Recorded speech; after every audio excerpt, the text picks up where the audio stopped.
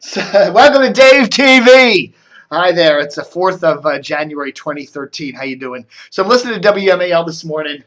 They do this clucky thing where they send Brian Wilson and Trevor Maddich out with a microphone and a satellite or tapped straight, on his head or whatever. I don't know what. A satellite link down the street from the radio station to a metro station to interview people about the Redskins. And the damn link doesn't work. There's digital glitches and dropouts. And we're talking about a remote down the street from the radio station. The crack engineering staff at Cumulus can't get a remote in front of the station right. It's funny. They bumble that up. So then Brian Wilson gets out, I guess, his cell phone and calls back and hear this tinny kind of. And then he's interviewing people. And nobody seems to care. I don't know. And one guy says, I don't like American football. I don't understand the rules. So after this completely botched segment, then they have the dingbat in the studio, Larry O'Connor. And then he makes fun of Joe Biden for kind of giggling it up at one of these, house induction ceremony things the other day. And it's like, okay, yeah, if you're going to make fun of Joe Biden being a buffoon, then don't be a buffoon yourself. Here's the station with this giant display of buffoonery. And then they go into this other thing, and it's just stupid. What a dumb station. Oh, some mornings just want to go, what a dumb station. That's WMAL. We're your Washington's Mall. Hey, doesn't that... We're your Washington's Mall. Cumulus. Look, the radio... Cumulus would be better running a chain of shoe stores than radio stations. I'll tell you that from their... Anyhow, they're great. Hey, what's his name? Marty Barron, the new executive editor. How about this? Isn't this a great paper? Ain't this a great paper? We're close to the truth. We get close to the truth. The new Washington Post motto, we get close to the truth. Okay? I don't know. I guess I shouldn't pick on this dingbat, but I will. Paul Farhi, article here on Al Jazeera buying the current network. In the article... Dear Paul, don't you love him? He compares Al Jazeera to other, foreign-owned news channels. Like there's one the Chinese government runs. There's one France 24. There's a RT Russian television. They're in English. They're geared up for American audiences, and you can get them if you get channel here in the Washington area. If you get channel 30, WNVC, they carry like 8 or 9 of these channels, okay? And all the cable systems carry that, okay? So they pick up channel 30 and they carry all their sub-channels, or most of them. So we get here in Washington, if you have Comcast, I think it's in the range 270 to 280 on your digital dial, you can get all these international channels, okay, including Al Jazeera, which is not a bad channel. I watch it every now and then. I'm not glued to it, but I flip by it every now and then, and it's fairly credible. They're giving us international news. A lot of these channels give us international news that we don't get on ABC, CBS, and NBC. So anyhow, dear Paul, he writes in here, well, anyhow, he's looking at all these different international channels, and he mentions BBC America. Now, yes, BBC America does carry a relay of BBC World in the morning. But BBC America can't be compared with Al Jazeera and Chinese television and Russian television and all that. Have you watched BBC America? It's Doctor Who. It's Star Trek. It's Top Gear. It's, The Hour. They're trying to be an American network. Half the stuff on the channel isn't even British. It's that kooky chef guy. That's what the channel is. It's movies. They run Bond movies. To compare BBC America as one of the many international news channels. Hey, Paul, you're wrong. If you want to compare the BBC's output network to these other channels, you compare BBC World. BBC World, which is carried on Comcast 171, is a 24-hour news channel, okay? I know, it's a little thing. I'm nitpicking on this. Poor old Dave is nitpicking on the Post. But you know what? That's the way the Post is, Mr. Barron. It's kind of correct. We're kind of right. They're going to put that motto on the front page, on the front of the building there. Washington Post, we're more or less kind of right most of the time. That's the Washington Post. That's what people are going to pay for on the paywall come May or June. Kind of right most of the time.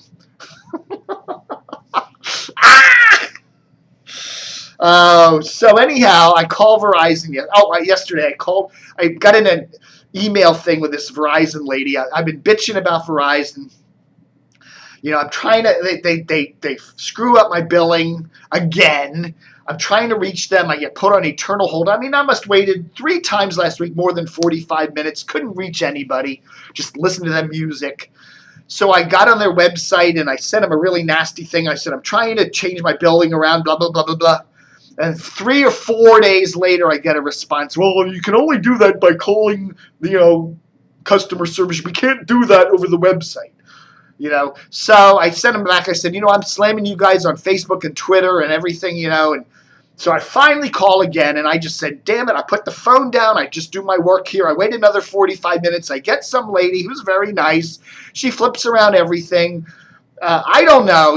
Who knows my next bills, when my bill comes for end of January, it's probably going to be all screwed up again. That's Verizon.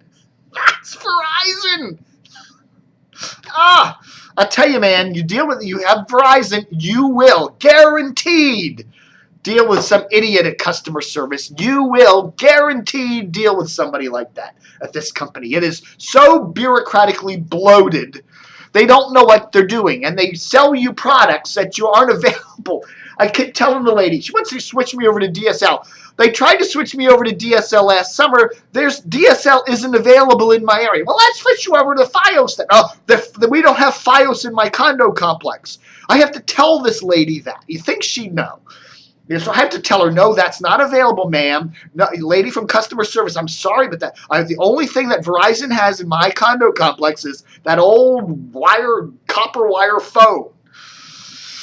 So they're supposed to switch me around today. I don't know. My phone will probably go dead, and I'll probably get billed for $3,000 in my knowing Verizon. That wouldn't surprise me one little bit. Thanks to a number of folks from WGTS who wrote in to me yesterday and today. I did my little rant about John Conrad yesterday here on Dave TV, and they liked it. And I really meant it. I really did. This was a guy who was, he really was into local radio. He ran a local radio station, and it was a great station. And it just shows you what, if you go against that corporate culture of, it's like Thea Mitchum. Look at Thea Mitchum there at Clear Channel. What does she do? She comes, she keeps the chair warm. The stations all stay the same. Nothing changes. She leaves, goes up to New York, and they put somebody else in her chair, this guy, and he'll sit there for a couple months or a year or two and keep the chair warm, and then he'll move over and go to Sarasota. The stations all sound the same all the time. They're just these kind of, shopkeeper guys that keep the chair warm. That's John Conrad was not one of those. He was a really good guy. But anyhow, thank you for your emails. Appreciate that. Okay, folks. I think is there anything else I should be reporting to? Anything else I should be telling you? Oh yeah, we did report this yesterday, but it is interesting news. CBS is going. WTOP. Their deal with CBS to carry the newscasts for CBS was supposedly expiring early this year. And last January of 2012, when WNEW started, which is a CBS station, everybody thought, okay, in a year, they're going to also get the CBS newscast because they're a CBS-owned station, right? Well, it appears not. It appears that WTOP has signed a 4-year deal. WTOP is not owned by CBS. They're owned by a company called Hubbard out of Minneapolis, St. Paul. So WTOP is going to continue carrying CBS News for another 4 years, okay? That seems kind of weird. Here's CBS with a rival all-news station, and yet they're not going to have top-of-the-hour CBS newscasts on it. Which made one mailbagger kind of connect back to what I originally think, what I still think. I think that WNEW is a drip, drip, drip kind of thing.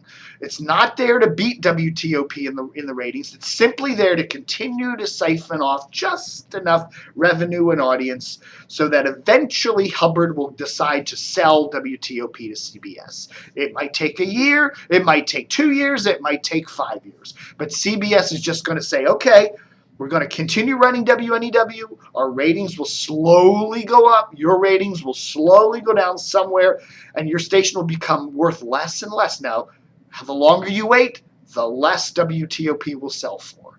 So I think that's what the drip, drip, drip scenario is. I really think that they're doing that, yeah? Otherwise, why wouldn't CBS just say, let's take the CBS News and hard charge it against TOP? Why aren't they doing that? Because they don't want to ruin the asset. It's like they're going to buy the house, but they don't want to rip the house up before they buy it. They want to keep the house in good condition. It's like, your neighbor's house. You want to buy your neighbor's house, but you don't throw rocks at it to get them to sell it because you're damaging the house. So you play WMAL real loud out the windows so that they'll eventually want to move after listening to Chris Platt. I can't stand Chris Platt. All right, folks, I'm getting hyperventilating here. Dave passes out. It was Dave TV. The Junkies are going to start a new show called Table Manners. I like this. I think it's kind of cool. It will mix bro logic with the etiquette of conversation and dining. It'll be taped at the Palm restaurant at Tyson's Corner, where waiters will serve them food and drink while they have a conversation with an athlete, coach, or celebrity. Tony Bourdain, you ever watch that No Reservations show? He's had a number of shows like that where, he'll be eating. They'll be eating at a fancy restaurant. He'll be interviewing somebody. It's a kind of a neat show if they do it right. Kind of cool. Hey, maybe next stop, the Travel Channel for the Junkies after CBS replaces their morning show with that CBS sports radio show about April or May. No. All right, folks, thanks for watching Dave TV for this 4th of January. 6 more months to the 4th of July. Have a good one. Live long and prosper.